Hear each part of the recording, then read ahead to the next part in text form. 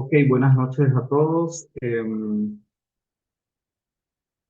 Antes de comenzar, ¿me pueden confirmar de que me escuchan y de que pueden ver la presentación? Sí, no se Igual, escucha. se escucha. Perfecto, vamos a comenzar entonces. Hoy va a ser una clase práctica, ya pensando en el examen. Entonces vamos a hacer un ejercicio que vamos a Recording in darle progress. dos aristas. Un segundo.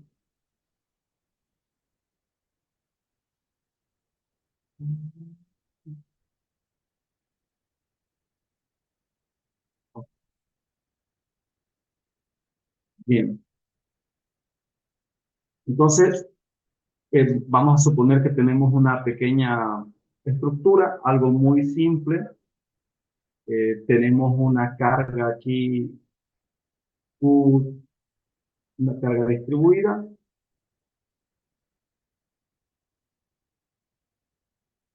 ¿ok? Vamos a suponer que esta carga distribuida tiene una componente de carga muerta, que es, supongamos, de 3,5 toneladas metro cuadrado, y tenemos una carga viva que desconocemos, y es justamente lo que queremos saber. Nuestra columna va a ser una sección, mm, va a ser una sección, vamos a trabajar, vamos a hacer dos problemas similares, solo que vamos a cambiar la sección. Esta va a ser una sección W 14 por 99, ¿sí? 14 por 99, ¿ok? Y es material A992 grado 50, ¿ok?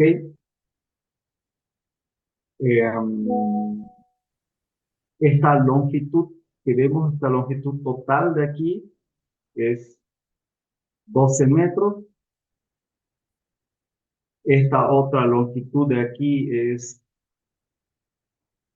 6 metros, ¿ok? Entonces toda esta longitud, como pueden ver aquí hay claramente se ve que hay ahí una articulación,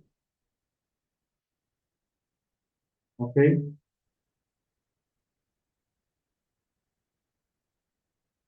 Tenemos una articulación ahí y queremos saber justamente qué carga viva se puede aumentar aquí o se puede aplicar, porque tenemos ya carga muerta distribuida y queremos saber qué carga viva se puede aumentar aquí, de tal manera que la columna que tenemos aquí no falle, ¿ok? No queremos hacer el diseño a flexión de este elemento, porque este elemento horizontal está trabajando a flexión, pero como todavía no hemos visto flexión, por ahora no me interesa. Entonces, lo que queremos saber es, sin que la columna llegue a fallar, cuál es la carga viva que nosotros podemos aumentar aquí a este sistema, ¿ok? Entonces, esto se puede empezar a responder de varias maneras. De todas maneras, hay un dato también importante, es que a la mitad, justo a la mitad, tiene una restricción al pandeo con respecto al eje débil, ¿ok? Entonces, a la mitad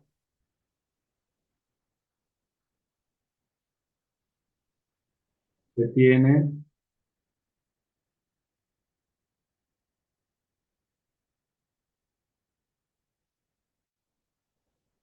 restricción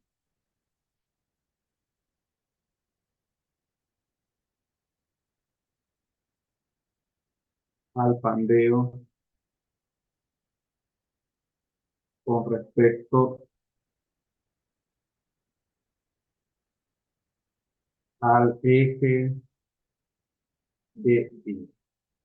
¿Ok? Bien, entonces eso es un dato importante también. Em, bueno, esto se puede resolver, como les dije, primero podríamos empezar a calcular la demanda y luego calcular la capacidad, o primero podemos comenzar a calcular la capacidad y luego la demanda. Como quieran, no hay ningún problema, igual se va a llegar al mismo resultado, ¿no? Entonces, quizás en este problema lo primero que podemos hacer es calcular la capacidad de la columna. ¿Por qué? Eh, Dependiendo de la capacidad de la columna, vamos a poder definir el valor de QB, ¿no? Porque el valor de QB, el valor de la carga viva distribuida, tiene que ser tal que la columna no llega a fallar, ¿no? Si le pongo mucha carga, la columna va a fallar, pero si le pongo poca carga, la columna estaría, digamos, trabajando muy por debajo de su capacidad. Entonces, lo que quiero es encontrar justamente ese valor de carga con el cual la columna está dando lo mejor de sí, sin poner en peligro, digamos, el sistema, ¿ok? Sin llegar al colapso. Bien, entonces, vamos a resolver. Es un problema evidentemente de compresión, ¿no es cierto? Eh,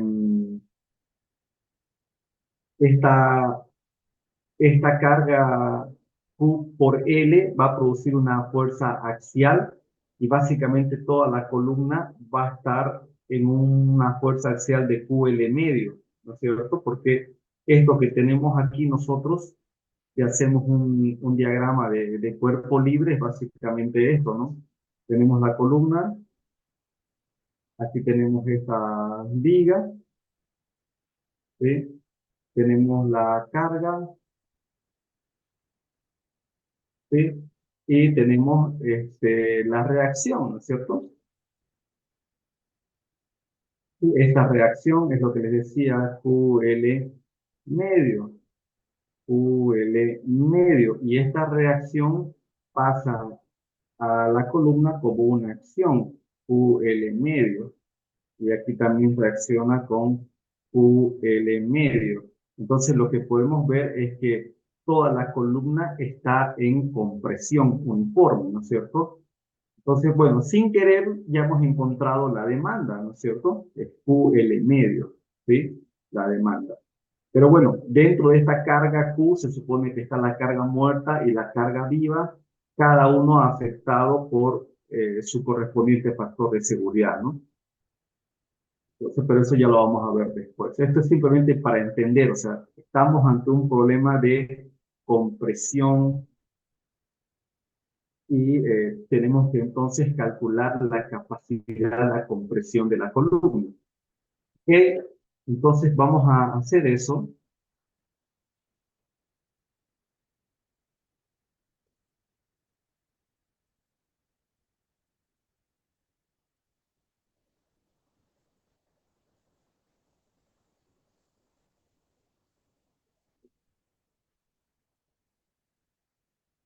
Entonces, en el examen yo les voy a preguntar siempre una estructura pequeña, simple, que ustedes tienen que poder resolver, ¿no?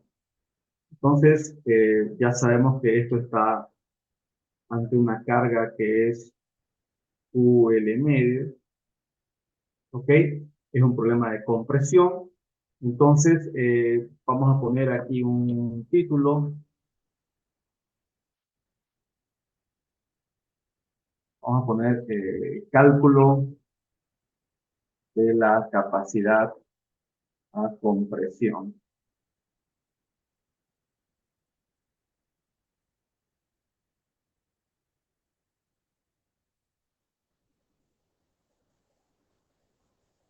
¿Ok? Cualquier duda que tengan, van a preguntar. Ya no falta mucho para el examen, así que no vale la pena quedarse con la duda. cálculo de la capacidad de compresión. Bueno, entonces, lo primero que tenemos que saber o entender es que es una sección W, ¿no es cierto? Es una sección W estándar. Este nombre que yo veo aquí, ¿sí? Me dice que es una sección del tipo E-shaped, pero una sección del tipo I, también denominadas W, son secciones estándar, ¿no es cierto? Son secciones que están en el manual, ¿ok? Entonces voy a abrir la especificación.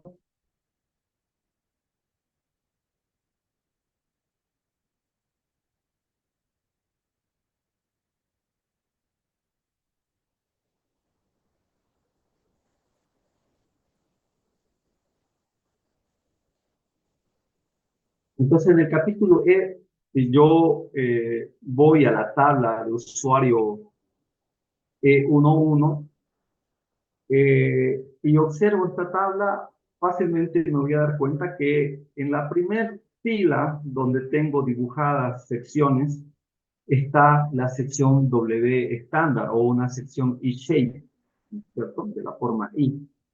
Entonces, aquí me dice cuáles son los estados límites que pueden aplicar, dependiendo de si no tenemos elementos esbeltos, es básicamente pandeo por flexión y pandeo torsional, ¿cierto?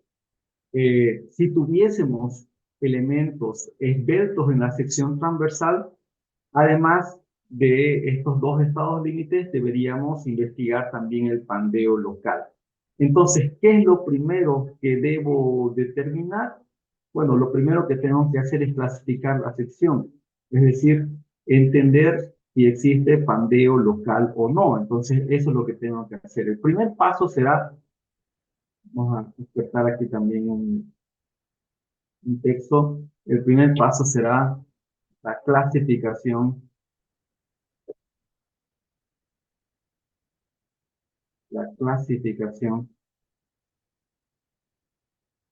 de la sección transversal.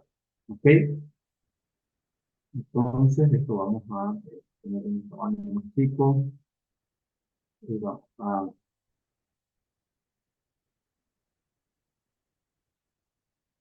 ok, vamos a clasificar la sección transversal. Ese va a ser nuestro primer paso. Cuando hablamos de sección transversal, hablamos específicamente de,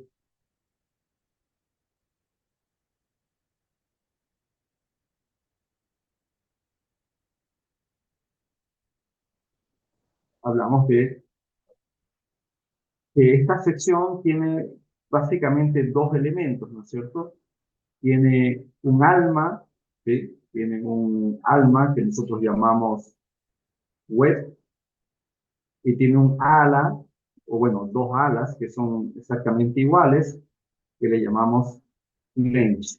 Entonces, estos son los elementos de la sección transversal y ambos elementos tengo que clasificar.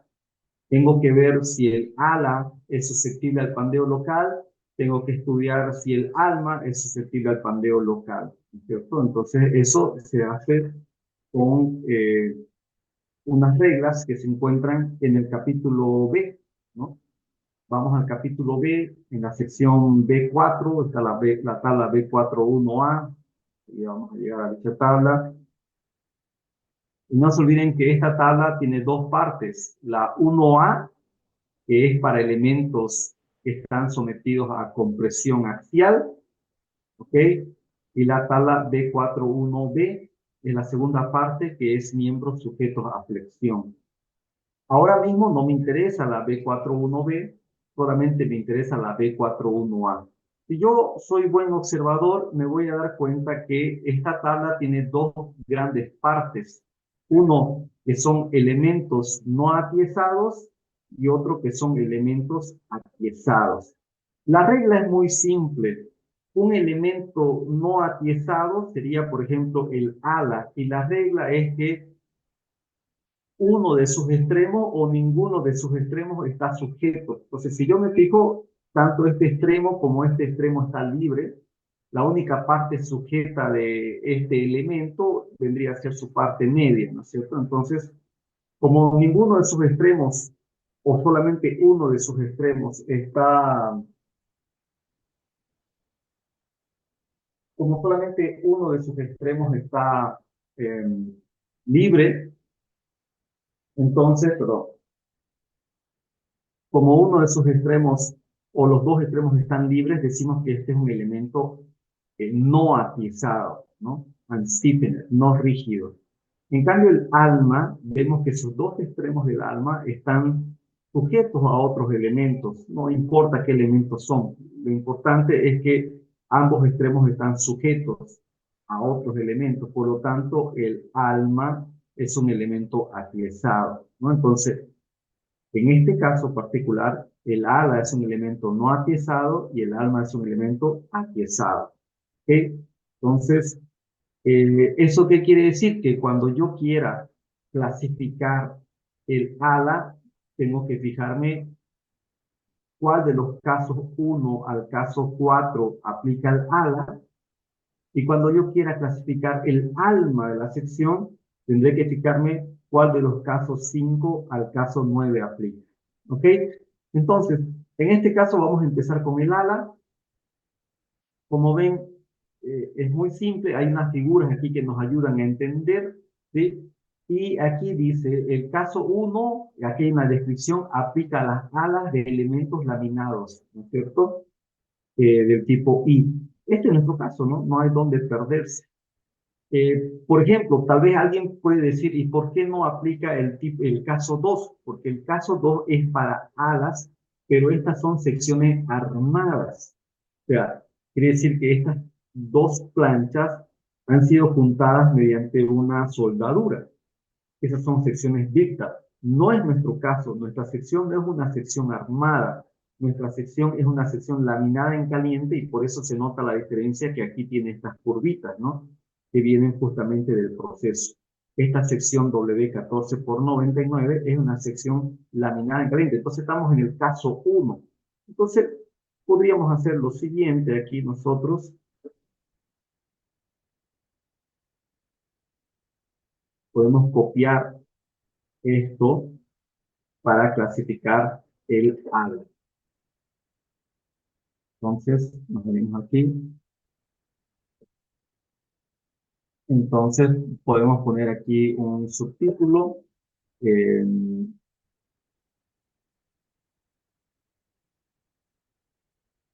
Vamos a poner 1.1, clasificación del ala, ¿no? Entonces, esto lo podemos poner aquí si quieren. Y aquí están los límites, ¿sí? Este de aquí es la esbeltez límite, perdón, esta es la esbeltez del elemento, ¿sí?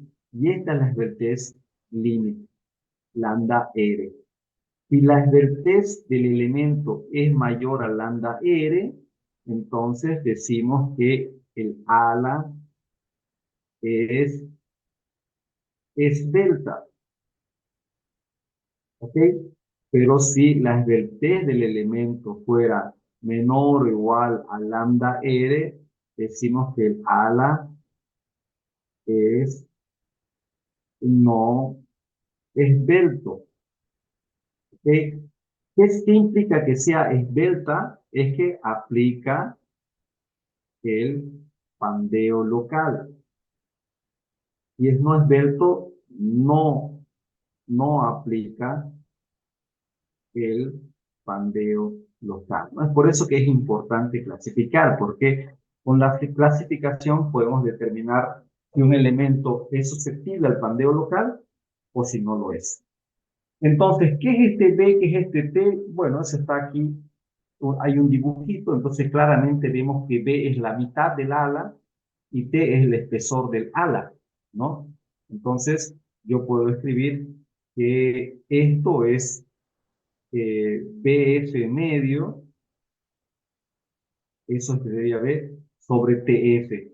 Donde ¿qué es BF y qué es TF? Bueno, BF es el ancho del ala y TF el espesor del ala. Con eso ya puedo calcular, ¿no es cierto? Vamos Tenemos campo aquí, esto lo vamos a llevar acá. ¿Ok? Yo tengo aquí esos datos, los tenemos que sacar, las dimensiones de la sección y demás, tendríamos que sacarlo del manual, ¿no? Pero yo tengo aquí a mano todos los datos. Justamente es en el examen yo les voy a poner los datos así como se los voy a mostrar ahora. ¿Ok? No sé, imagen mejor. Ok, ahí está mejor.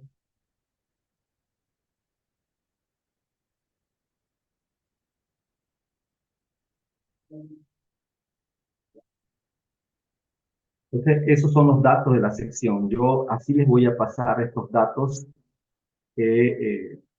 para el examen, ¿ok? Bien, si esto fuera un trabajo práctico, por ejemplo, ustedes tendrían que sacar estos datos del manual directamente.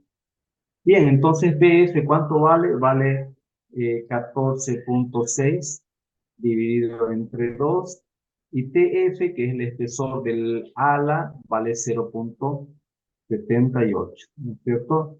¿Qué valor sale? Entonces, ya lo llevo mi calculadora. 14.6 dividido entre 2 dividido entre 0.78 sale 9.36. 9.36. ¿Qué unidades? No tiene unidad, ¿no? Es un valor adimensional porque es el cociente de dos dimensiones. Ahora el límite es 0.56. La raíz de el módulo de elasticidad es 29.000 KSI, son datos que tienen que saberlos de memoria. El FI de un material A992 grados 50 es 50 KSI. Muy bien, entonces, ¿cuánto sale este límite? Eh, 0.56, raíz de 29.000 dividido entre 50. Esto sale 13.48. 13.48. Entonces, claramente vemos de aquí que el lambda es menor al lambda R, por lo tanto, el ala es no esbelto.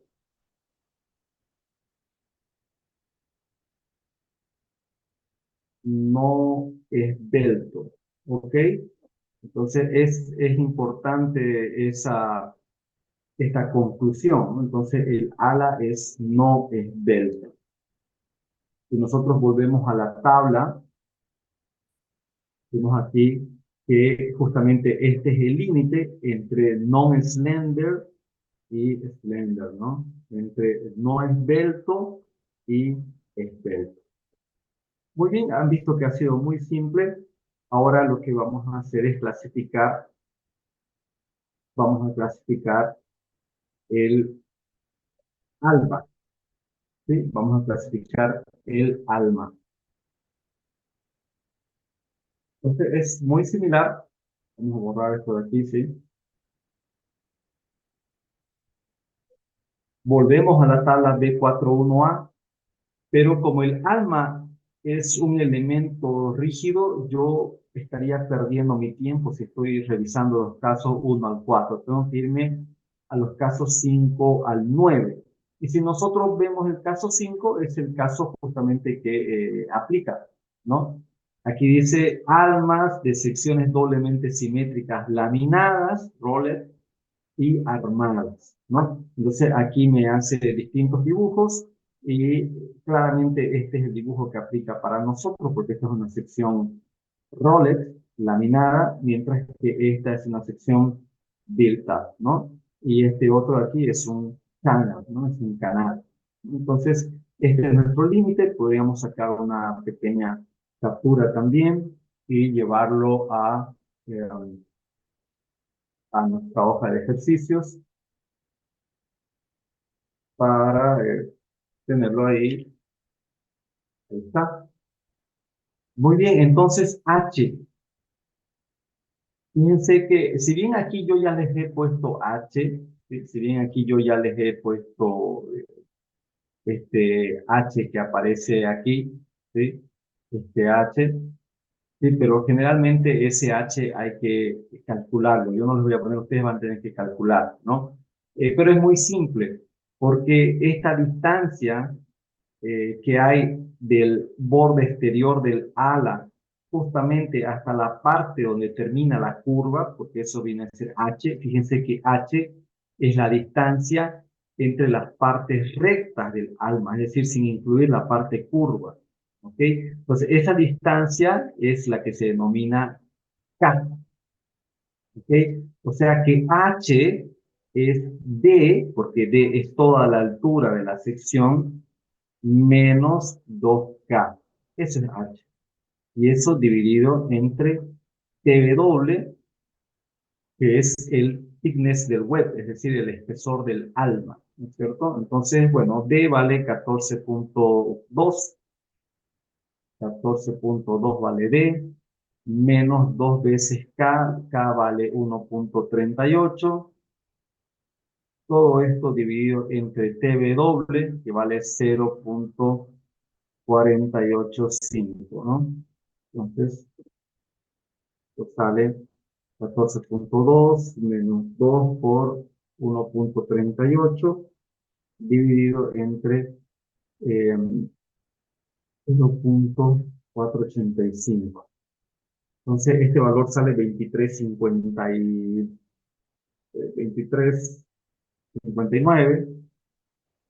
23.59. Ahora, este es el lambda, este es la esbeltez del alma y este es la esbeltez límite, ¿no? Entonces, esta esbeltez límite, ¿cuánto sale, no? Veamos cuánto sale lambda R, es simplemente 1.49 raíz de 29.000 dividido entre 50, esto sale 35.88. 35.88. Entonces, nuevamente podemos ver que la esbeltez del alma es menor a la esbeltez límite, por lo tanto, el alma es no esbelto, ¿no es cierto? Es no esbelto. ¿Ok? Entonces, si el alma y el ala es no esbelto, lo que quiere decir es que esta sección no es susceptible al pandeo local. Eso quiere decir que si nosotros volvemos a nuestro user node del capítulo E, esta tabla, quiere decir que nosotros estamos en este caso sin elementos esbeltos. Por lo tanto, tenemos que aplicar las secciones E3 y E4 para poder calcular la capacidad de la columna. ¿Ok? Entonces, vamos a hacer aquí un duplicate slide.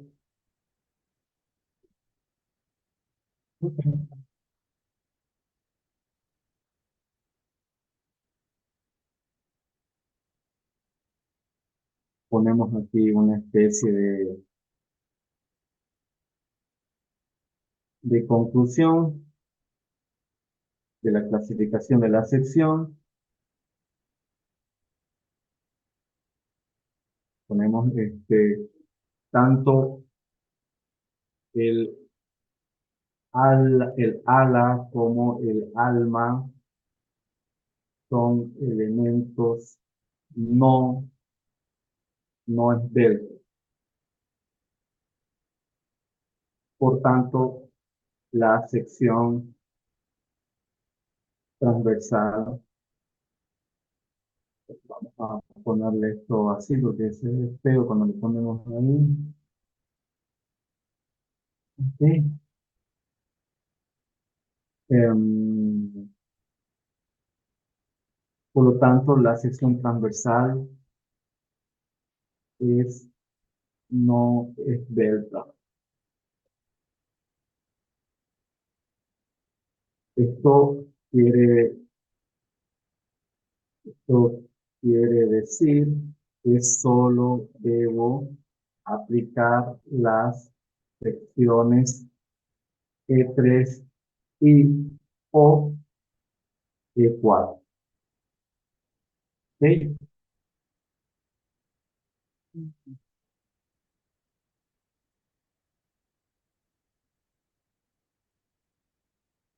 Entonces, esta es como una conclusión eh, de lo que viene a ser la clasificación de la sección transversal. Eh, Ahora vamos a hacer el siguiente paso, que sería hacer E3.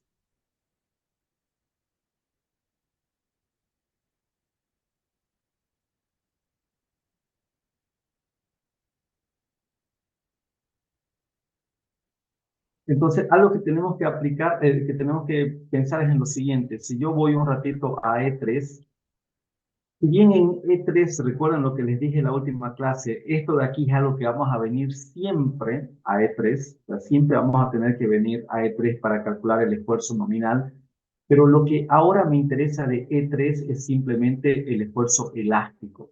Entonces, yo voy a poner aquí ah,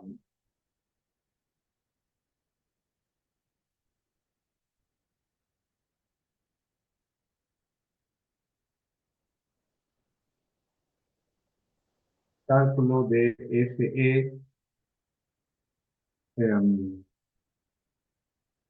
siguiendo E3. ¿Sí? Entonces vamos a calcular el esfuerzo elástico de pandeo, en este caso por flexión, porque eso es lo que trata E3, pandeo por flexión. Y si nosotros recordamos un poquito lo que nos dice, es básicamente aplicar la ecuación de Euler, ¿no es cierto? ¿Sí? Entonces, E3 es básicamente aplicar la ecuación de Euler.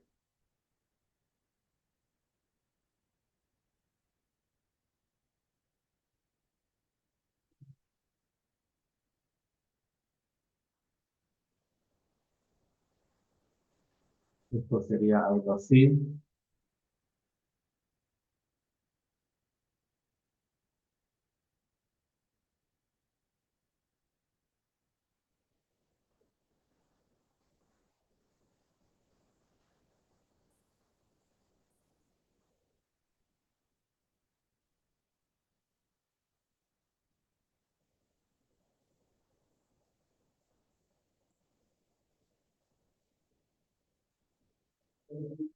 Entonces, esta es la ecuación de Euler, ¿no es cierto?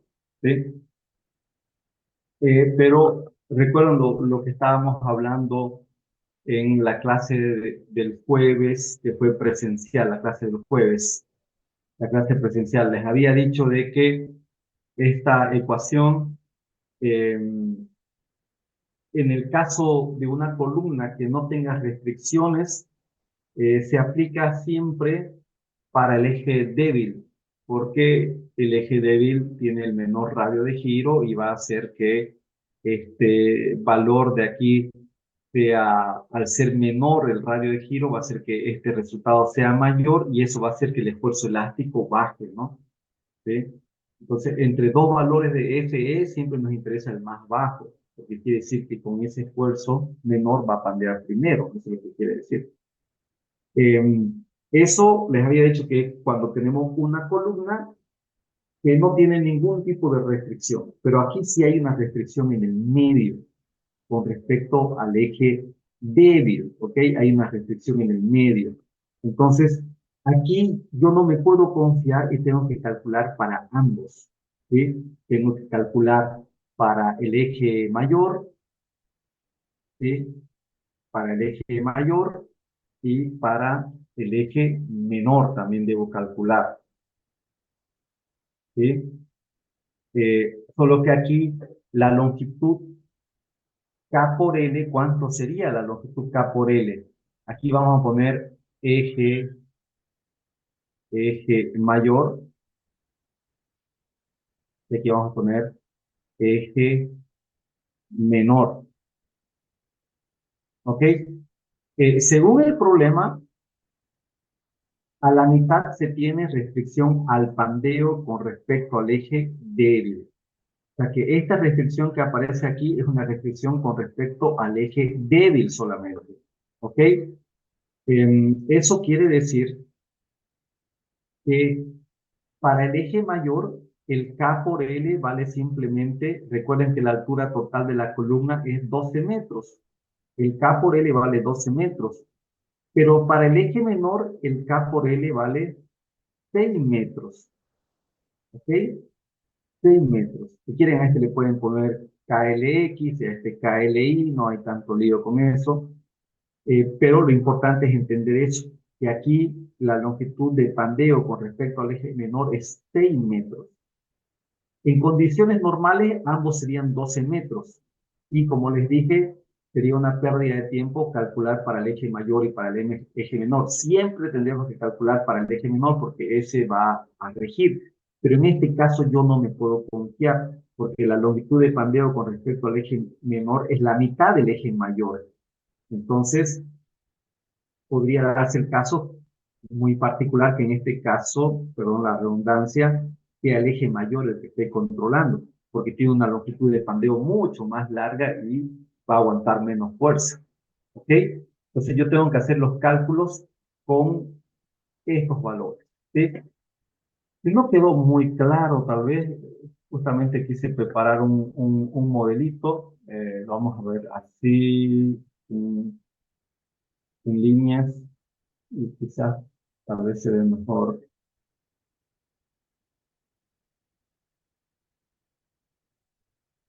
¿Ok? Entonces, fíjense, este es nuestro caso. Nuestra columna se ve así. Tenemos nuestra columna y tenemos nuestra viga. Vemos que ahí hay una articulación, todo muy bien. Si yo pusiera un 3D de solamente líneas, ustedes pueden ver que aquí cuando se dibuja, aquí aparece una viga, que es justamente la que está causando la restricción. Vamos a poner en líneas, voy a girar un poco el modelo y vemos esto, ¿no? Vemos, no sé si se alcanza a ver aquí, esta es la sección de nuestra viga, ¿sí? Perdón, nuestra columna, y como vemos, este elemento que aparece aquí, lo que está haciendo es restringir el pandeo con respecto al eje débil de la columna. Y voy a explicarme con un dibujito adicional.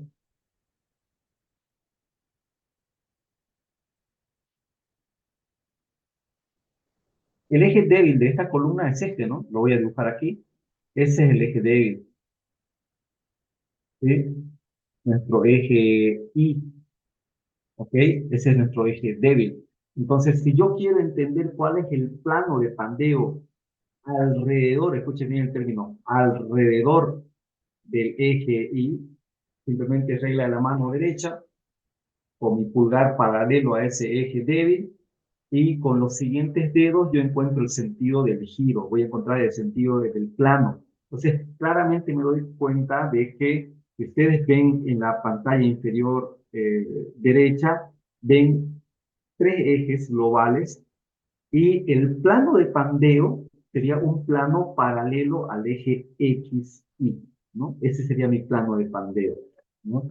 Ese sería mi plano de pandeo, un plano paralelo al eje XY. En ese plano es donde va a pandear la columna.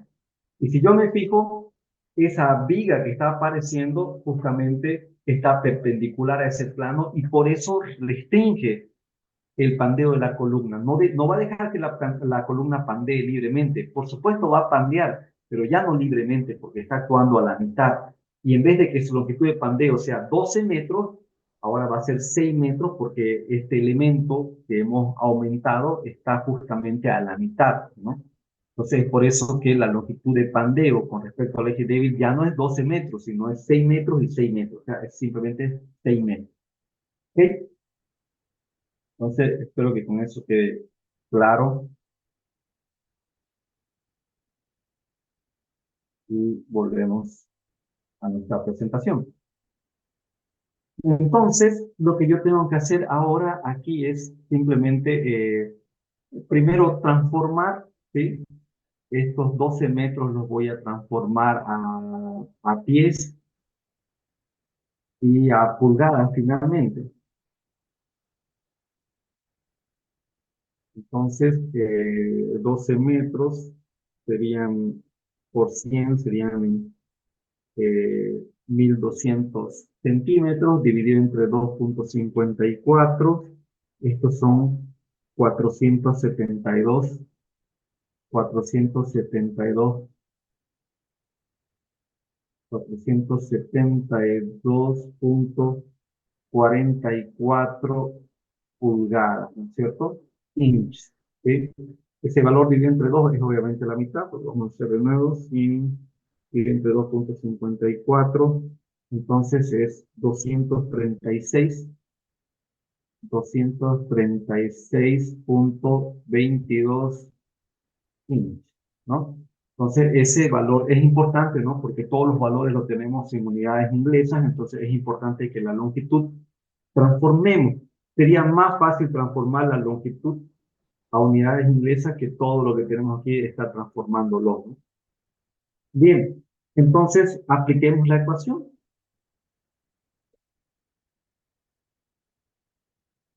Esto va a ser prácticamente pi cuadrado por e, que vale 29.000, ¿no es cierto? K por L, que valdría 472,44, y el valor del radio de giro que aparece aquí es el radio de giro con respecto al eje X, ¿no? 6,17. Aquí es 6,17. ¿Ok? Lo mismo hacemos con este otro lado. Vamos a tener aquí 29.000.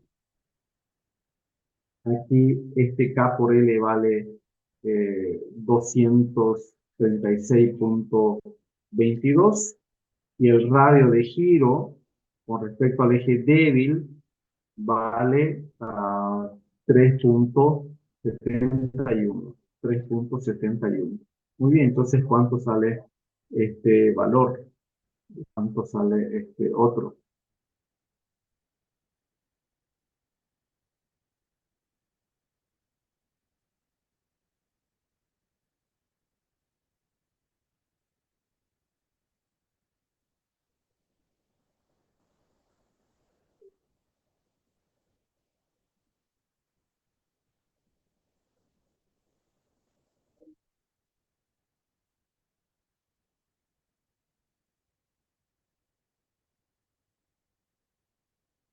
El segundo valor sale 70,601. ¿El de abajo? Sí, Ya, perdón. ¿Dónde está mi lápiz? Aquí está bien. Ya. Perdón, ¿me puedes volver a 70 repetir?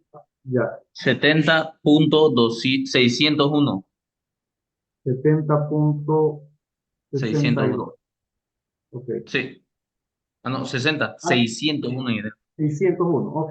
70,6. Perfecto. Sí. Ya, gracias. Esto sería KSI, Y ¿no es cierto? Y este otro de aquí,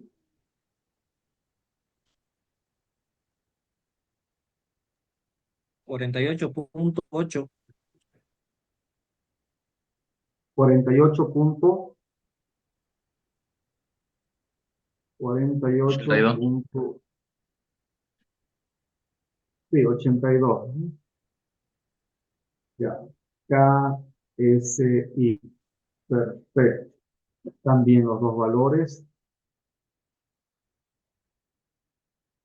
Correcto, está muy bien. Entonces,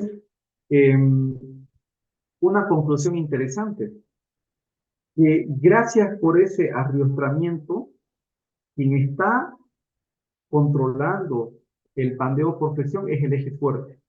Nosotros sabemos que normalmente una columna, si no tuviese arriestramientos, ¿no es cierto? Una columna siempre, por ley, va a pandear con respecto al eje débil, ¿no?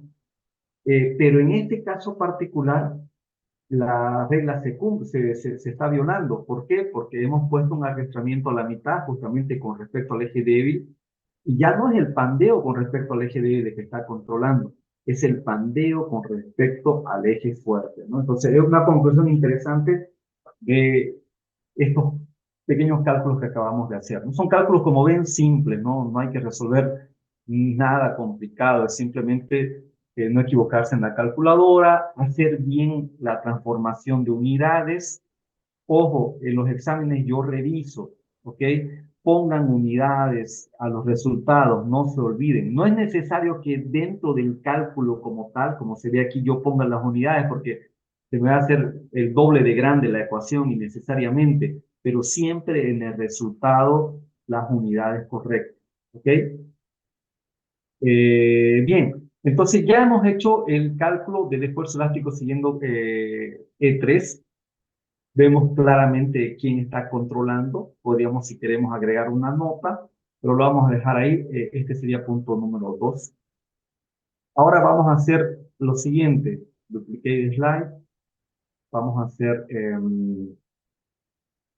nuestro punto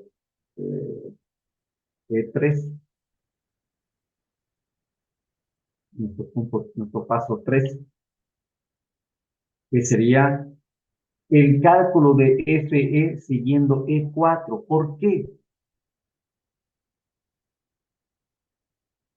Si nosotros nos vamos a E4, E4 habla de pandeo torsional y flexotorsional. Y también mete en el baile a angulares. Entonces vamos a leer en inglés esto de aquí. Obviamente yo lo voy a leer con una traducción coloquial al español. Dice, esta sección aplica a miembros de simetría simple y secciones no simétricas, algunas secciones dobles eh, simétricas, como las secciones cruciformes o las secciones armadas, y esto presten atención, secciones doblemente simétricas cuando la longitud de torsión exceda a la longitud lateral del miembro, ¿no? Eh, Dice, all without a slender element, todo sin elementos rectos, pero esta es la parte que me interesa, ¿sí? Y secciones doblemente simétricas cuando la longitud de torsión exceda la longitud lateral del miembro. ¿Ok? Entonces, esta es la parte, digamos, importante. ¿Cuál es esa longitud de torsión? Nosotros siempre que estuvimos hablando, hablamos de una longitud de pandeo con respecto al eje fuerte, ¿no es cierto? Y con respecto al eje débil. Pero aquí nos habla ya el programa o la especificación, perdón, nos habla de otra longitud. Bueno, vamos a dibujar nuevamente los ejes. Este es el eje. Vamos a utilizar un lápiz un poquito más fino. Ahí. Entonces, este es el eje que nosotros denominamos menor, ¿no es cierto? Es el menor principal en este caso. Coinciden los ejes de geometría con los ejes principales porque es una sección doblemente simétrica. Y este de aquí vendría a ser el eje mayor, principal, ¿no es cierto? ¿Sí? El momento de inercia con respecto a este eje es bastante más grande que con respecto a este eje de aquí. Pero aquí nos habla, y bueno, y cuando hablábamos de longitudes de pandeo, lo que hacíamos era agarrar la regla de la mano derecha y fijarnos el giro para encontrar cuál es el plano de pandeo con respecto al eje menor, que sería un plano paralelo a X. Y mientras que para el eje mayor, agarro mano derecha, ¿no es cierto? No se ve metiendo de este lado, pero agarro la mano derecha con mi pulgar paralelo al eje mayor, ¿sí? Y con los giros o con los restantes dedos encuentro el plano de pandeo. Y el plano de pandeo con respecto al eje mayor es un plano IZ, ¿no es cierto? El plano IZ. Y con eso puedo ver si hay elementos que restringen el pandeo o no. Pero aquí la especificación me habla de otro eje de pandeo. Me dice, en realidad, de otra longitud de pandeo, torsional abrasive length. Entonces, estamos hablando de una longitud torsional, ya no un LX ni un LI, ¿no? Porque para el eje menor, cuando nosotros encontramos la longitud, a este le llamamos generalmente LI y a este le llamamos LX, hablando de la longitud, ¿no es cierto? Aquí nosotros, en nuestros cálculos anteriores, este de aquí, esta longitud que aparece aquí vendría a ser el LX y esta longitud que aparece aquí es el LI, ¿no? Pero ¿cuál es esa longitud de torsión? Bueno, pues, les cuento que esa longitud de torsión, como su nombre lo dice, torsión es la longitud axial. Vamos a dibujarlo eh, con otro color. Es la longitud axial. Entonces, este elemento tiene un eje axial. Bueno, ese eje axial podría experimentar torsión. Entonces, esa es la longitud a torsión. Ahora, pensemos un poquito. Si no hubiese esta viga que tenemos aquí, su longitud a torsión sería los 12 metros también. Lo mismo que el L, que era perdón, aquí fíjense que me equivoqué. Me equivoqué. Esto voy a borrar aquí.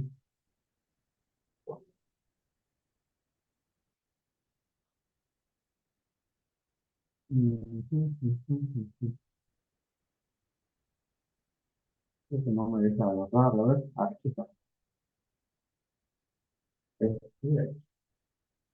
En realidad me equivoqué no para ese, me equivoqué para este de aquí.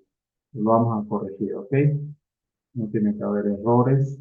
Entonces, este es el eje menor, es el LI. Este es el eje mayor, es el LX. Y este eje axial vendría a ser el LT. O también le llaman LZ, como quieran, ¿ok?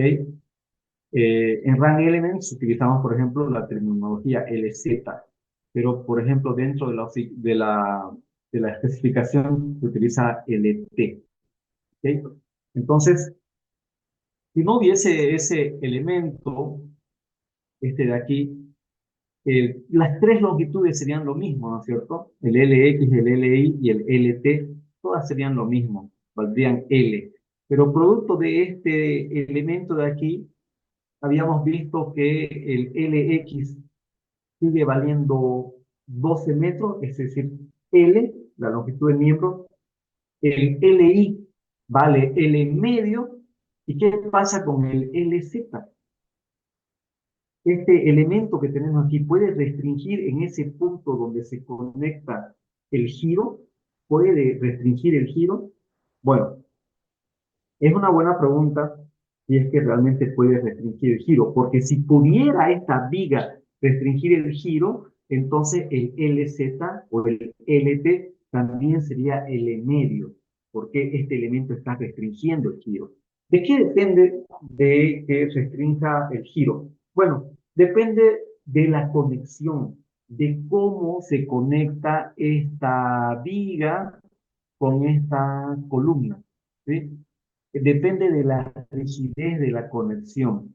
Generalmente, si le colocamos ahí, si aplicamos en ese nudo, en esta junta de aquí, una, una conexión que solamente transmite corte, entonces son conexiones de baja rigidez. En ese caso especial, cuando son conexiones de corte, entre comillas, de baja rigidez, nosotros asumimos que no le va a impedir al giro en ese punto. Por lo tanto, el LT sería igual al LZ. Pero si en este punto, en vez de aplicar una conexión a corte, aplicamos una conexión a momento, que son conexiones más rígidas, que pueden ser una plancha impernada o puede ser directamente soldado, entonces ahí nosotros podemos considerar que hay una restricción al giro y en ese caso la longitud LZ sería L medio, porque estaría restringiendo el giro en ese punto. Esa viga no va a dejar, producto de la rigidez de su conexión, de que gire libremente, ¿no? Entonces ahí podemos considerar que el LZ se va a la mitad. En este caso en particular, en este ejemplo, no se nos dice nada, ¿no? A la mitad se tiene restricción al pandeo con respecto al eje débil, ¿ok? Como no nos dicen nada, nosotros podríamos asumir la situación, digamos, más conservadora. ¿Cuál sería la situación más conservadora? El LZ es igual al L, ¿no? Entonces podríamos asumir que el LZ es igual al L. Y eso es lo que vamos a hacer, porque no nos dice nada del problema. Entonces tenemos que asumir que el LZ es igual al L. Entonces quiero que se presten atención aquí. Y lo vamos a poner aquí de manera, esto hemos duplicado aquí. Ok, ya. Voy a borrar todos esos dibujos. Ya. Vamos a poner aquí una nota, por ejemplo. Vamos a poner una nota similar a esta para justificar.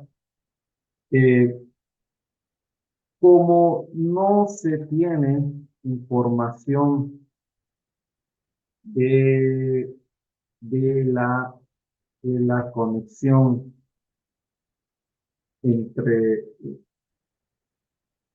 el elemento, elemento de Arioste y la columna, asumiremos que dicha conexión no restringe la rotación en dicho punto.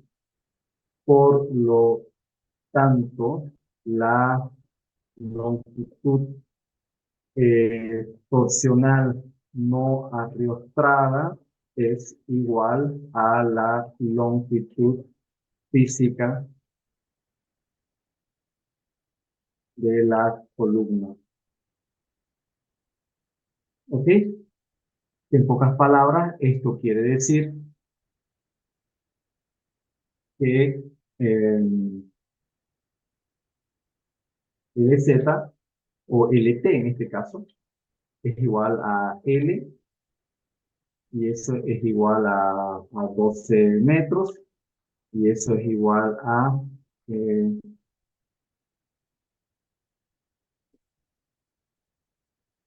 472.44 pulgadas.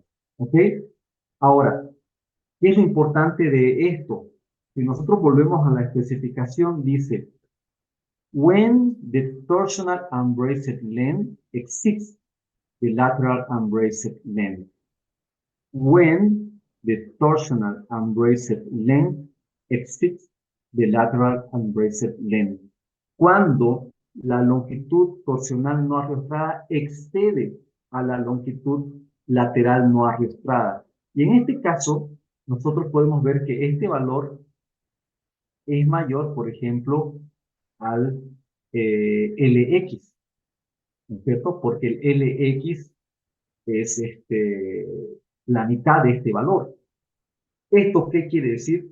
Que yo sí o sí tengo que verificar la sección E4, es decir, tengo que calcular el esfuerzo elástico de pandeo torsional por E4. ¿Por qué?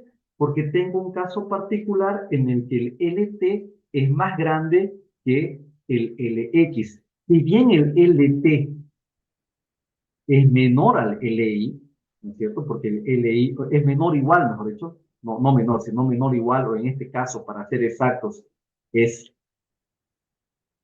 igual al LI, pero como el LT es mayor al LX, entonces yo tengo que verificar. O sea, siempre que la longitud de torsión no arrastrada torsional sea mayor a una de las dos longitudes no arrastradas laterales, yo tengo que, por norma, tengo que verificar el pandeo torsional porque se podría dar el caso que el pandeo torsional esté controlando el diseño. Se puede dar ese caso. Así que yo no me puedo saltar alegremente. ¿En qué casos yo no hago E3 o en qué casos yo no hago la sección E4 cuando el LT es igual a las otras longitudes o es mayor? ¿no? Y en este caso, el LT, lo voy a escribir, si en este caso el LT fuera igual al LX, si fuera igual al LI, y esto fuera igual a L o a cualquier fracción de L, pero todas iguales, entonces E4 no aplica. Y si quiero lo puedo calcular y lo que voy a ver es que el esfuerzo de E4 me va a salir más grande que los otros esfuerzos. Eso quiere decir, en pocas palabras, que nunca va a aplicar. ¿Ok? Pero en este caso tenemos la situación de que el LT es mayor al LX y el LT es igual al LI. Entonces, perdón, no está bien esto de aquí, ¿no? Esto es al revés, perdón, esto es al revés, todo esto que he escrito está mal. No es mayor al LX, es mayor al LI, ¿no es cierto? Y el LT es igual al LX, ¿no? Nadie me ha corregido eso. ¿Ok? Entonces, en este caso particular les estaba diciendo que como el LT es mayor al LI, a pesar de que el LT es igual al LX, entonces yo tengo que aplicar E4. En este otro caso, si es que se cumple esto, E4 no aplica. Vuelvo a repetir, puedo calcular. Tampoco la norma me dice que no calcule, puedo calcular. El resultado que voy a obtener es que el esfuerzo de pandeo torsional va a ser muy grande y jamás va a controlar el diseño. Siempre son los valores bajos los que controlan el diseño, porque se supone que llego a ese valor y ya falla, ya no puedo llegar al siguiente valor. ¿Ok? Bien, entonces, explicado eso, eh, no es, no es algo complicado, es simplemente tener clara la figura de las tres longitudes. Vamos a calcular, es 4. Entonces, si nos vamos a E4, hay A, B, C, hay tres casos, o sea, hay tres posibles casos. ¿Qué caso aplica? Muy simple, hay que leer. Aquí dice que el inciso A aplica para secciones doblemente simétricas, ¿sí? Que están girando alrededor del centro de corte. El inciso B me habla de secciones simplemente simétricas y el inciso C me habla de secciones asimétricas. Por lo tanto, el inciso C y el inciso B no aplican, ¿no? Porque mi sección es doblemente simétrica. Y lo que aplica es el inciso A. Entonces, yo voy a hacer un copy de esta ecuación y voy a reemplazar los valores. Es esta la ecuación que debo aplicar. Esta ecuación es una ecuación de esta ecuación que aparece aquí es una ecuación de pandeo torsional. Si ustedes leen E4 dice torsional and flexural torsional backing. Es decir, pandeo torsional y pandeo flexo torsional. Para secciones doblemente simétricas, lo que aplica es el pandeo torsional, es esta la ecuación, ¿no? Pi cuadrado E por la constante de alabeo, la longitud LZ, que vendría a ser la longitud no ajustada torsional al cuadrado, G, que es el módulo de elasticidad transversal, J, que es la constante de Saint-Venant, y aquí tenemos en el denominador eh, la suma de las inercias con respecto a esos ejes de simetría, ¿no? Entonces es una ecuación de pandeo torsional. Mientras que esta de aquí, pueden ver que tiene una componente de pandeo por flexión y tiene una componente de pandeo torsional. Por eso que esta es flexo-torsional. Entonces, para secciones doblemente simétricas es simplemente pandeo torsional, ¿ok? Entonces, reemplacemos los valores y veamos qué tenemos. FE, pi cuadrado por E vale 29.000 por CB doble. CB doble es un dato, aquí está. vale 18.000, es la constante de alabeo. Veamos, ¿qué está queriendo hacer esto? Como si tuviese 18.000, ¿ok? Ahora sí, ¿cuánto vale el SZ al cuadrado? Vale 472.44, esto al cuadrado, ¿no es cierto? Más que es la constante, es el módulo de elasticidad transversal, ¿vale? 11.200 KSI. Este valor tienen que conocerlo también de memoria, ¿ok? 11.200 KSI. Es lo mismo que el E, 29.000, son valores constantes para los distintos tipos de acero. De todas maneras, ese valor aparece aquí. Aquí lo pueden revisar. Aquí está, ¿no? Que vale 11.200 KSI, ¿ok? Siempre cuidado con las unidades. J, ¿cuánto vale J? J vale, la constante de torsión de Saint-Venant vale 5.37. 5.37. Este valor de aquí se encuentra como una suma a los cubos de los espesores por sus anchos. Este otro de aquí es un valor torsional muy complejo de calcular. Se necesitan muchos cálculos para poder determinar este valor, ¿no? Por eso es que este valor de aquí se presta muy bien para poder calcularlo con métodos numéricos. Recuerdo que una vez asistí de tribunal a una tesis de licenciatura de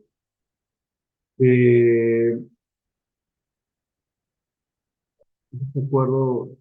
Nosotros era un joven de la UPSA, que justamente hizo un pequeño programita de MATLAB para calcular el CW de algunos tipos de secciones abiertas, ¿no? Pero estas son propiedades torsionales muy importantes, ¿no? 5.37 es J, muy bien. Todo esto, 1 sobre la suma de las inercias. La inercia vale 1110 más 402. Y listo, a calcular este valor. ¿Ok? ¿Cuánto sale ese valor, por favor?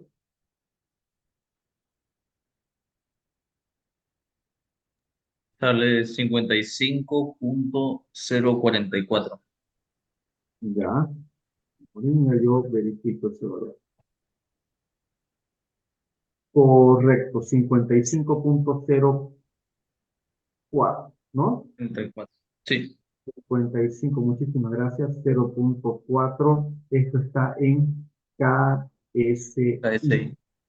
Sí, siempre cuidado con las unidades, ¿no? Entonces, simplemente como comentario, eh, el E está en KSI, entonces KSI, es decir, tiene su parte de longitud que está en pulgadas, el CW está en pulgadas a la secta, el LSZ está en pulgadas, bueno, va a estar en pulgadas al cuadrado una vez que se eleva al cuadrado. Las inercias, aquí fíjense, me equivoqué yo tontamente, esto es sobre 1, ¿no? Ah, no, perdón, no, está bien, está bien, está bien. Luego viene el G, que está en KSI, también su componente de longitud está en pulgadas, el J está en pulgadas, no sé, todo está bien en cuanto al tema de unidades y el resultado va a estar en KSI, ¿no? Entonces, siempre tengan ese cuidadito con las unidades, ¿ok? Bien, ya hemos calculado entonces el esfuerzo elástico de pandeo torsional como paso, como paso número 4. Vamos a poner aquí cálculo de Fn. Vamos a calcular el esfuerzo nominal. Y esto siempre se lo hace siguiendo E3. Eso es lo que mucho quise insistirles la anterior clase virtual. Eh, Ahora que me acuerdo, esa clase se interrumpió porque se cortó un segundo, se cortó aquí la luz y se cortó todo al final, el Zoom y demás. Y por eso luego les dije que ya se cortó nomás la clase. Ya. Bien, vamos a calcular el esfuerzo nominal. Entonces, lo que acabamos de hacer, como un repaso así muy rápido, es calcular el esfuerzo de pandeo por flexión siguiendo E3. Hemos encontrado estos dos valores. Luego hemos calculado el esfuerzo de pandeo torsional siguiendo E4. Hemos calculado este valor. Ahora vamos a calcular Fm. Como comentario, simplemente, para calcular Fm, volvamos siempre Fn, siempre, por más cualquier tipo de sección que sea. Fíjense, aquí están todas las secciones que podemos diseñar según la especificación. No importa el tipo de sección, si es un tubo redondo, si es una sección armada, si es un angular, si es un tubo HCS, no importa, el FN siempre se calcula con E3. Siempre venimos y calculamos aquí con E3. ¿Okay? Pero para calcular el FN, yo necesito conocer el FE. Fíjense que ya sea que calcule el Fn con la ecuación E32, que este es un pandeo inelástico, o que calcule con E33, que es un pandeo elástico. ¿Se acuerdan de esto? A ver, déjenme ver si he guardado, me acuerdo de ese Excel, en un segundo. Habíamos hecho unos dibujos interesantes, ¿no es cierto? Sí. Eh, Les había mostrado que esta es la curva, digamos, que uno calcula con la ecuación de Euler, pero a ese valor hay que ponerle un límite porque no nos podemos pasar de la afluencia, ¿de acuerdo? Aquí está el límite claramente, por eso hay un min aquí, un mínimo. Pero luego les comenté que los resultados experimentales estaban cerca, pero no eran exactamente los valores que se predicen con las ecuaciones matemáticas. Y eso es muy importante tener en cuenta, ¿no? Una cosa es el modelo matemático, que siempre se tiene que acompañar con experimentos, con experiencias, con ensayos, ¿no? Y los ensayos justamente tienen una diferencia con los resultados matemáticos y esa diferencia es la que se ve ajustada con estas dos curvas, ¿no? Esta curva de aquí es la que ajusta eh, esta parte de aquí, que es lo que se denomina, es el rango elástico del pandeo, y la otra curva, eh, esta otra curva de aquí, esta otra ecuación, es la que ajusta a esta otra parte, que es un rango de pandeo inelástico. ¿Okay? Entonces, estos valores de aquí han sido encontrados haciendo ajustes a resultados experimentales, ¿no? ¿Sí? Son valores que consideran justamente también la incertidumbre, consideran también los esfuerzos residuales y la inelasticidad propia del material. Bien, entonces, para saber si utilizo la ecuación E32 o E33, yo debo conocer primero esto de aquí, ¿no? Esta relación. Fíjense que lo pueden hacer con esta relación o con esta. Yo prefiero siempre esta de aquí, me parece más directo. Si quieren pueden utilizar esto de aquí, pero les garantizo que en alguna oportunidad les va a fallar, ¿ok? Se van a confundir. Con esto de aquí no hay errores. Con esto nunca hay errores, ¿ok? Pero sea como sea, necesito el FE. Sea que haga esto o que haga esto, necesito el FE para calcular, necesito el FE para calcular. Entonces, como no vamos a hacer siguiendo esto o esto, sino directamente con esta relación, yo necesito el FE. ¿Cuál es el FE? Tenemos tres FEs. Tenemos dos por pandeo por flexión, uno con respecto al eje fuerte y otro con respecto al eje débil, ¿no es cierto? Y tenemos uno por pandeo torsional. ¿Cuál es mi FE? Entonces, aquí vamos a calcular lo siguiente. El FE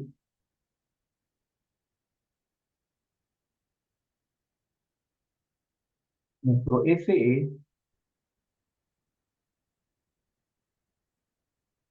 va a ser el mínimo de los valores que hubiésemos calculado. El FEX, el FEI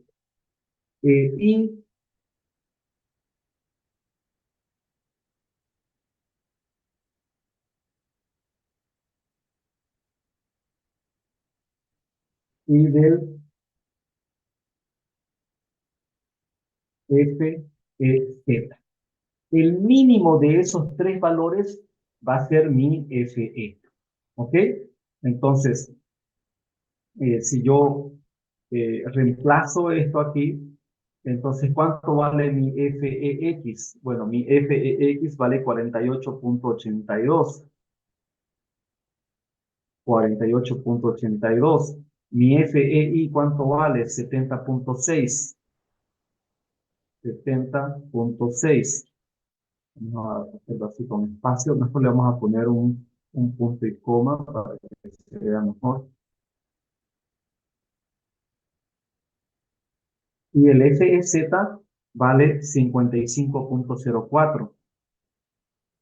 55.04. ¿Ok? Entonces, ¿quién es mi esfuerzo elástico que controla el pandeo, ya sea por flexión o torsional? Claramente es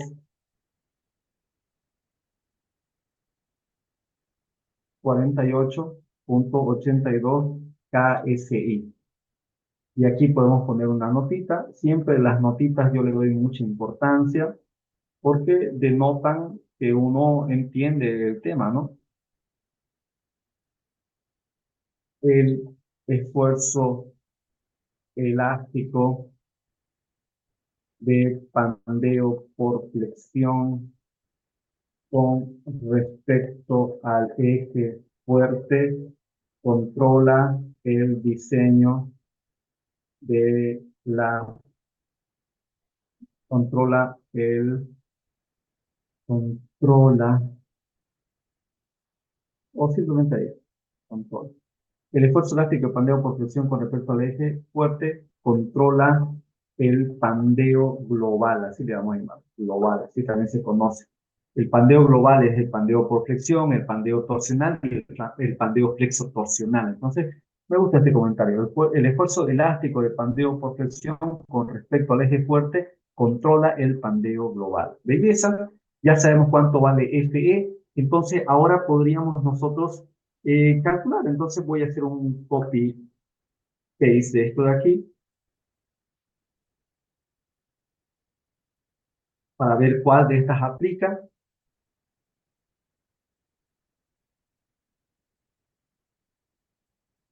Entonces, lo primero que tendré que hacer es calcular cuánto vale FE sobre FI sobre FE. Entonces, FI vale, vamos a calcularlo aquí, FI sobre FE.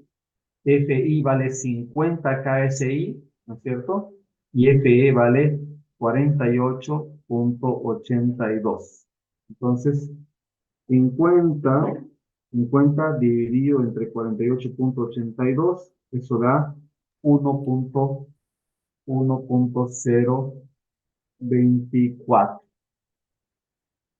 1.024. ¿Ok? Entonces, claramente vemos que este valor es menor Ingeniero, o igual a 2.25. ¿Sí? Por lo tanto, yo voy a calcular con esta ecuación. Es decir, que esto de aquí, esta ecuación de aquí no aplica. ¿Sí? Esto no aplica. Entonces, no lo voy a dejar así feo. Voy a cortarlo. ingeniero, el valor de FI no sería 70.6. No. FI es el esfuerzo de fluencia del material. Si nuestra columna es un material A992 grados 50, eso quiere decir que su FI es 50 KSI. ¿Ok? no vayan a confundirse. Este FI que aparece aquí es la fluencia del material, ¿sí? Ya entiendo por qué la pregunta. Este I que ustedes ven en la norma, y está buena la pregunta, si bien veo que te estás confundiendo, pero me parece bien que hayas preguntado para que subsanes ese pequeño detalle. Esta I que aparece aquí no es del eje débil, es de la palabra yielding, ¿no? De fluencia, ¿ok? Si nos fijamos nosotros y nos vamos a nomenclatura, porque esto tiene su nomenclatura, glosario, abreviaciones, vamos a ver, creo que aquí está símbolos, aquí, en símbolos, simbología, vamos a avanzar hasta aquí está el F. Entonces, este es el FI. No tiene nada que ver con el eje mayor o el eje menor en este caso, sino que es el esfuerzo de fluencia, ¿ok? En este caso, si queremos ser un poquito más específico, el esfuerzo especificado mínimo de fluencia, porque en realidad es el valor mínimo del material, ¿no? Porque siempre se trabaja del lado conservador. Cuando uno hace ensayos a planchas, generalmente los esfuerzos de fluencia que se obtienen son menores a este de aquí, porque ustedes saben que por un tema de estadística, siempre tenemos los valores siempre tienen que estar arriba del 95%, ¿no es cierto?, de seguridad. Entonces, este FI es la fluencia del material, ¿ok? Espero que con eso quede claro. Entonces, como es un material A992 grados 50, su fluencia es 50 KSI. Si fuera un material A36, su fluencia sería 36 KSI, ¿no? Ojo con eso. Bien, entonces ahora podemos calcular y obtener finalmente cuánto es el esfuerzo nominal. Esto sería 0.658 elevado a este cociente, que es básicamente 1.024, ¿sí? Y todo esto multiplicado por FI, que vale 50. Entonces, ¿cuánto vale el esfuerzo nominal?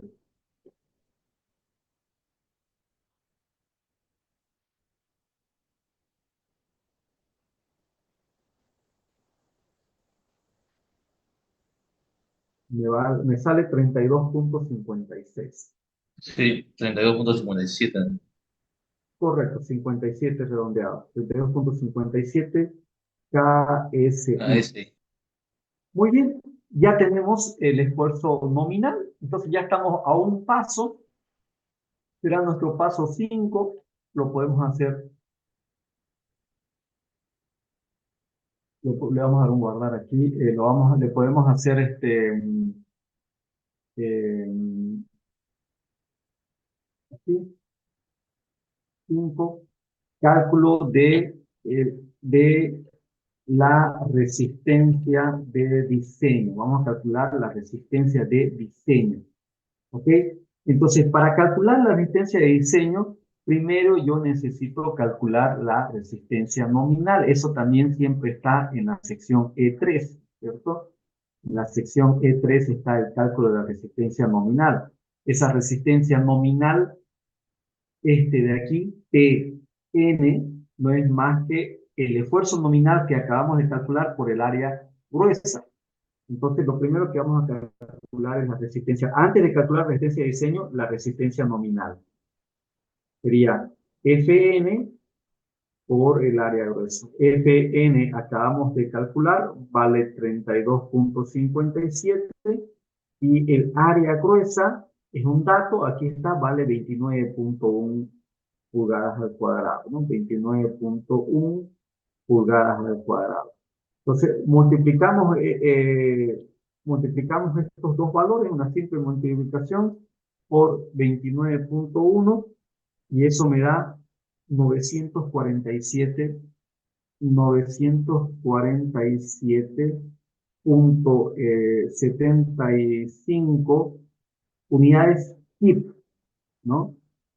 HIP, es decir, casi 1000 libras fuerza de resistencia nominal. Una vez ya calculo la resistencia nominal, a este valor le aplico el factor de reducción pi, que vale 0.9, eso está al principio de la sección E3, ¿sí? Y obtendré la resistencia de diseño, ¿sí? Este valor por 0.9 y obtenemos 852, 852.98. Y esta es mi respuesta, este es mi resultado. Eh, bueno, al cálculo de la capacidad de compresión. O sea, esta es la capacidad a compresión de este perfil. Puede aguantar 852.98 kips de fuerza útil. Eso, por ejemplo, si quiero saber en toneladas, estamos hablando de que son aproximadamente 387 toneladas que puede resistir esta columna, ¿no? Una carga interesante, ¿no? 387 toneladas. ¿Ok? ¿Alguna duda, alguna consulta?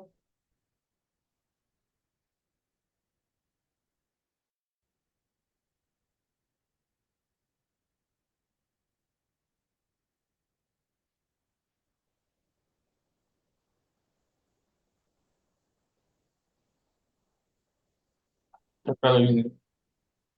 Ya. Perfecto. Entonces, como ya son las 10, vamos a quedar ahí. Simplemente les voy a dar una indicación para que ustedes ya calculen la carga viva. ¿Ok? Hemos respondido, digamos, el 90% del problema, pero falta un 10%, porque hemos encontrado el cálculo de la capacidad de compresión. Este valor, 852.98, yo lo tengo que comparar a este QL medio, que es la carga que puede, o que, mejor dicho, la carga que recibe, ya producto de la estática, ¿no? Recibe QL medio de carga. Pero este Q de aquí tiene una componente de carga muerta y tiene una componente de carga viva. Y cuando se combina la carga muerta con la carga viva, la carga muerta se aplica con un factor de 1.2 y la carga viva se aplica de un factor de 1.6. Entonces, van a igualar por un lado la capacidad, que ya sabemos cuánto vale la capacidad, vale 852.98 kips, y eso lo van a igualar a QL medio. Pero ese Q, este Q viene es, ahora en paréntesis, 1.2 del Q de la carga muerta más 1.6 el Q de la carga viva. Van a tener una ecuación con una incógnita que es la carga viva y simplemente de viernes vamos a resolverlo conmigo. Pero si lo pueden resolver ustedes, sería genial. Quedamos ahí entonces y nos vemos el día jueves. ¿Okay? Hola, ingeniero. Hasta luego, ingeniero.